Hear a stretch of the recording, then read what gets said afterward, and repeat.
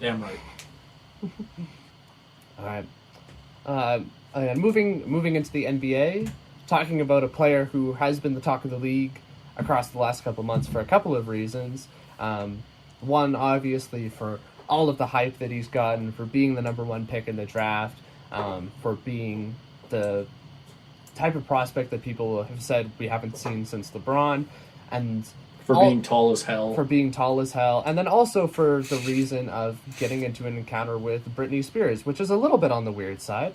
But putting that aside, other than... Yeah, I don't know how much we need to talk on that. I feel like that resolved itself.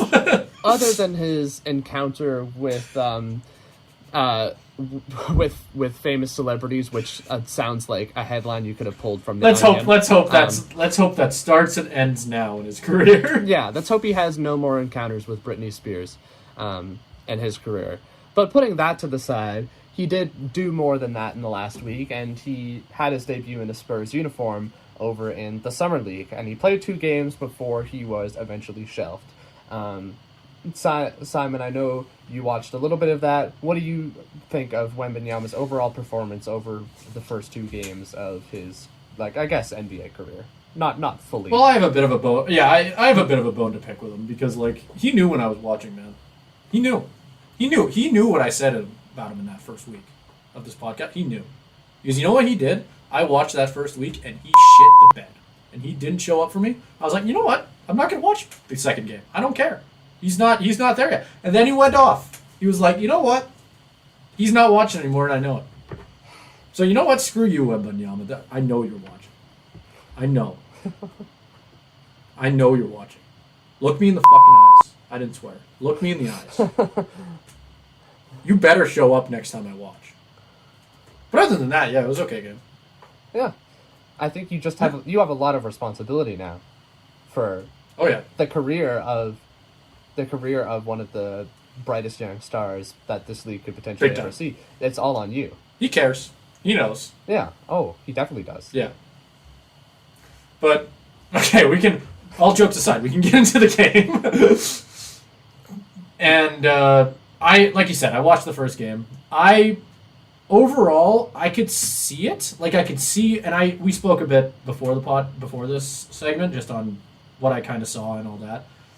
I saw everything that I kind of expected. It just looked like he had the jitters. That's what really stuck out to me. It just looked like a guy who needed to adjust to the game. Obviously, I saw the rebounding, I saw the defense, he had a ton of blocks, ton of rebounds. He even looked like he was doing a great job passing, getting tons of assists. He just couldn't put it in the net. He went 2 for 13. Not great. Obviously, he did pretty good from the free throw line, don't need to worry about that. But he just seemed like he couldn't really get it in the hoop. He tried from everywhere. He was taking threes, he was shooting in the paint. Just couldn't get it. His first shot was even a missed layup. He just looked like the kind of guy who needed a bit of time to adjust. And I think we kind of saw that. The second game, Monkey was off the back. You already had your first game. Didn't go the best. What's the worst that can happen? Went out there, put up 27 points. I feel like that's pretty normal. I don't think anybody, after this summer, he obviously only played 2 games. I don't think anybody is, after these 2 games, going, he's a bust. And if you are, you're dumb. Because he's not. I think that and I did mention this to Caleb as well, in the first game, one of the things I did notice is it did look like he was getting kind of pushed around, which I kind of had a feeling might happen because he's not the biggest guy. Obviously not height-wise, I mean weight. He's just, I feel like you need to put a bit more meat on your bones. I mentioned that in the first week. He just doesn't look big enough. You know what I mean? He doesn't, you go in the paint against a guy who's, purely paint on. I feel like Joel Embiid is going to eat this man alive. Maybe that's just me being scared for him. I feel like a guy like Joel Embiid is going to just kick his ass. And I don't know if you feel differently, Caleb, but that's just, I have a hard time seeing this guy until he puts on a bit more weight. It's the opposite of Zion Williamson. Until he puts on a bit more weight, I think he's going to struggle defensively against some of those elite centers. Yeah, it's definitely something that you can have a concern about, especially with the clip going around of him getting dunked on, which you wouldn't assume for a 7-foot whatever guy. Damn near fell out of my chair. Yeah, like that. Seeing that happen, like those concerns definitely come to the forefront. But then obviously, like this is again something we talked about before the podcast. But Wembanyama himself didn't seem concerned about his lack of weight or his lack of physicality. In fact, saying that European. In fact, yeah, he replied specifically to our podcast right after we put it up that he didn't need to put on weight. Like I said, he's watching. He knows. Think he is, and he responded. You heard me. He's responding. You heard me. He's responding directly to you by saying like the NBA is less physical than European basketball, and I think it's an interesting contrast with the other quote that he had after his first game when he really struggled. The quote that went around everywhere was him just saying, "I really didn't know what I was doing," which like gets blown out of proportion, which is another thing like I'll get to later in the segment. I just think that's a 19-year-old learning the game. It is right, because it is, and I'll maybe whether you agree or not that the European game is more physical, that's up in the air. Where your belief is on that, I don't really have an opinion on that. I haven't really watched much European basketball, so I don't know. But obviously it's still different. It's still two different games, and it's going to take a bit of adjusting. I feel like we even saw that. I don't remember enough about early Doncic to really speak on that. I do remember. No, that was Trae Young. Never mind. Talking out of my ass. But anyway, I think it will take an adjusting period for him to become truly elite. I think that adjusting period is going to be 10 games. I don't think it's going to be a whole season. I think he's still a shoo-in for Rookie of the Year. I think he has all the talent in the world. My only fear is that he's too skinny, and I hope he proves me wrong. Yeah, and I think it's interesting because I think the one point I'd have against you there, Simon, is just looking at his first few games, at least from Wembanyama's perspective. Again, I didn't watch as much as you did because I only really saw like a few clips of it. But like just looking at it from Wembanyama's perspective, in terms of his concerns with how he played, it was less about the physicality of it and more about the conditioning. Like his issue was that the fast pace of the game was what was dragging him down, that he wasn't able to keep up and he needed to work on his conditioning. Like I feel like that's an interesting counterpoint. Like is it the physical part, like he needs to put on weight that he's struggling with, or is it just that he's not adjusted to the fast pace of NBA basketball? The reason, and you know what, I like I said, I didn't watch game 2, so I'm now reading about it just to kind of get myself caught up. I want to go back on something I said because reading this gives me a bit more comfort. Because what I'm reading about, because obviously I have an article, I sent you the same article, and it has both games, analysis of both games, just as a quick reminder, because obviously it's been a week. And in the first game, it repeats exactly what I said, where he had difficulty posting up and had the ball stripped away from him multiple times when backing into the paint. He just struggled through contact and against physicality, and that's kind of why I was worried. But in the second game, obviously, it talks more about how he created space with his handles in the post, which is something that obviously has been talked about as he dribbles like he's a point guard, and he used his height to his advantage and often would get his own rebound. Like that's the type of stuff I want to hear, because the issue I had in the first game is while a guy like him, when I was thinking of Wembanyama, he kept trying to dominate with his size, which was my biggest issue, because obviously when you're going to do that, you have to be big. You have to be heavy. You have to be able to push guys around, and he wasn't showing me that. Obviously, when I'm talking big, I'm not talking height. I want to make that clear. I'm talking about I'm talking about strength. I'm talking about Shaquille O'Neal backing him down in the post. Wembanyama is not that, and it looked like he was trying to be, and that's where the issue lies for me.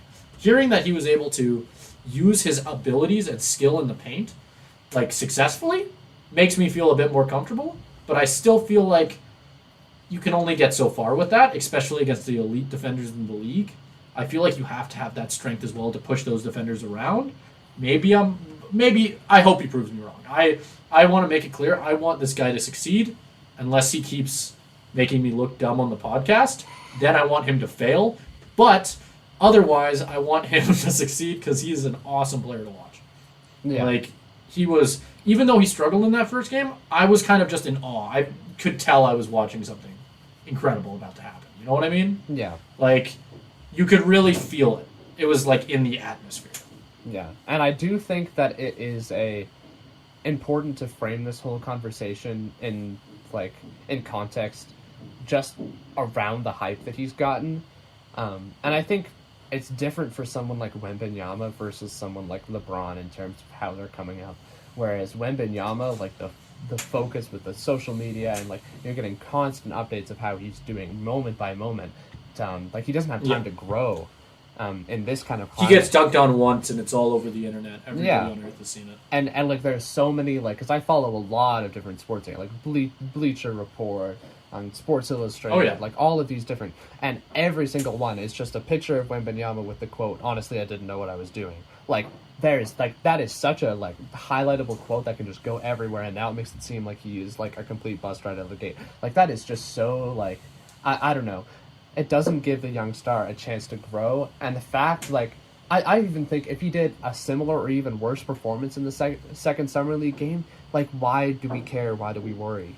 Because, like, he's a 19-year-old kid playing in summer basketball. It's a men's doesn't game. Really matter. It's a men's game. Like, he will grow as he continues to go into the league, and that's how it is. Like, we've talked about this before with Bedard. I think this was something that I brought up, definitely, is that the rookie year almost can be taken with a grain of salt because there's so many rookies that struggle because of the fact that it's just there's such a physical difference between a 19-year-old and a 25 or 30-year-old that it's just so hard to compete in a league like that even just like the difference between 19 and 20 or 18 and 19 or what have you is so huge, and it's a different league almost, right? Like the second you can go out there and really feel like you can physically match up to the guys you're playing against is the day that you will start playing well or start playing to that level. And whether Wembanyama, obviously, maybe it'll take a year. I'm saying like I feel like my expectations for him are not necessarily that high, but I also don't feel like even if he doesn't match that in the first year, I wouldn't be calling him a bust. I think he's the type of player that will grow with time. Yes, I'm excited for the ride. I completely agree, and I think that that's so important to have in perspective. And just like I think of it as a comparison, like to football, because that's what I do a lot, obviously. But just thinking about how these different sports draft, you can group the NBA and the NHL in the same category, to where if their player is good enough, they will draft them at 18, 19. But in the NFL, they go through an entire 4 years of college. There's a reason. And if you want to look at it in the MLB, most players spend multiple years in the minors. It's true. Like there's needs to be time for development because these are still basically kids. Like Wembanyama is not that much older than me. Like that's what's insane to me. He's not. No. He's born. We are born in the same year as Wembanyama, which is insane. And that's why when you look at the NFL draft, every single first-round pick, if you're not on the starting lineup, that's a disappointment. But it needs to be looked at differently in the NBA. If Wembanyama, like, I know it's obviously different because of the hype, but even him being in, like, the starting Spurs lineup day one, like let's just take the hype away from it for a second. It's a 19-year-old kid. It's a 19-year-old kid in an NBA starting lineup, and of course he will be. But, like, that's still an accomplishment in and of itself, and you need to let the kid have time to grow because that's what it's really all about, and that's what I think. Like we can make all the jokes we want about him, like yada yada yada, right? But like, I think, like completely hitting it on the nail. He'll need time. I think if you expect 20 points per game from him this first year, I have a hard time agreeing with you just because that's such a high bar. You know what I mean? Like you even look at guys like when I look at like in the NBA, I look at like guys like my biggest example. Kobe. I'm a Lakers fan. It's the first thing I go to. Do you know how, Caleb, you don't watch basketball as much, so you won't know this number. Do you know how many points per game Kobe averaged in his first year? Probably not a ton. Take a guess. I'm going to say around maybe 10 points per game. That is almost exactly. I believe it's 9. Do you know how many points he had in his first game? I have no clue. I have no clue. Just shot in the dark. What do you think a prospect like Kobe Bryant and what he became had in his first game? Judging by how you're framing this, I'm going to say not a lot. I'm going to say 5. He had 0. Oh, yeah. Now all of a sudden, Wembanyama hitting double digits rebounds and 6 blocks starts to sound pretty good, huh? Oh yeah, no, seriously. Like that's the thing. I feel like there's so many people already calling him a bust, and it's so give him time. Like obviously LeBron was different. LeBron came into the league 6'8", 250 pounds of just pure muscle. He came at 18 into the league with a 25-year-old body. That's different. Wembanyama is skin and bones. Yeah. Have mercy. Like, give him time. You know what I mean? He has the body, even though he's 7'4" or 7'5", he has the body of a 19-year-old. It'll take time. Like the day that he has the body of that can compete with all these guys, he will kick ass. And the day that comes, I will be eating popcorn and enjoying the hell out of it, and you will be too. But calling him a bust this early is just not right. Yeah, it definitely isn't. And it's like, I completely agree with the point you're saying about LeBron, and I don't know, the comparisons to LeBron just do Wembanyama such a disservice because that's such a high bar. LeBron is the best. It's also like, LeBron is legitimately the best prospect ever because when he was 17 and 18, he looked like he was 25. Yeah. He looked like he was going to come into the league and dominate because he was going to. Like, you have to understand, when he was not in college, when he was in high school, he looked like an NBA player because he basically was. Right? Yeah. Like, that dude was 250 pounds in grade 12. And it was muscle. Like, that's the difference, right? Like, that's the biggest difference between when I look at a prospect like LeBron and a prospect like Wembanyama. LeBron was immediately built for the NBA. Wembanyama, I still think he will succeed. Like, early, I still think he'll be a great prospect. And I still think he definitely has the potential to be an all-time great. I just think it's going to take a bit longer. Yeah, and I think an important thing to add to that LeBron side of the story is, like, you have to remember LeBron was, like, a legitimately NFL potential high school tight end. Oh, yeah. Yeah. That guy is... He was a wide receiver, I'm pretty sure. I think he wasn't even a tight end. Was he? No, wide receiver. He was a 6'8" wide receiver. That's insane. That's insane. Yeah. There was talks when they, I don't remember if it was, I believe it was a lockout of some kind, but there was talks of LeBron potentially playing in the NFL during an NBA lockout, I believe, with the Seahawks. I don't know if you knew that fact. Oh yeah, no, I saw that. Yeah. Like, there is, like, LeBron was a different monster. You know what I mean? Like, I can promise you we won't see Wembanyama in the NFL. Yeah. No, but like it's just like LeBron was solid.